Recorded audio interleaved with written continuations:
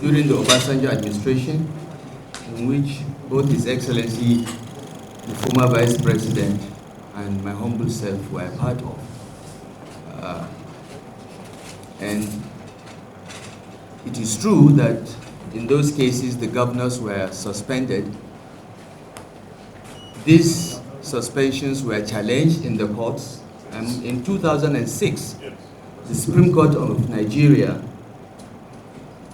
gave a judgment clearly stating that even though by then Daria had been restored to office, but lashed the Obasanjo administration and said that under no circumstances will the emergency provisions in Section 305 be used to remove any elected official. That is the law. The Supreme Court has spoken. No legislation or constitutional amendment has changed that.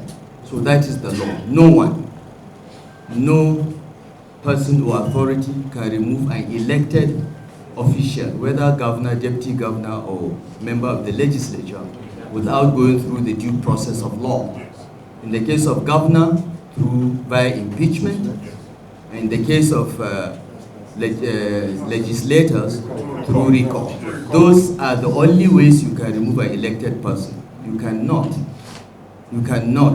tamper with the mandate of the people under Section 305 of the Constitution. The Supreme Court has spoken, and it's very, very clear.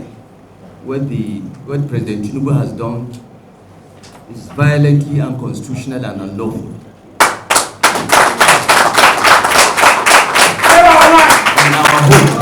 And our hope is that the National Assembly will, for once today, this National Assembly, that everyone accuses of being Robusta, will at least for once stand with the people of Nigeria. Thank you.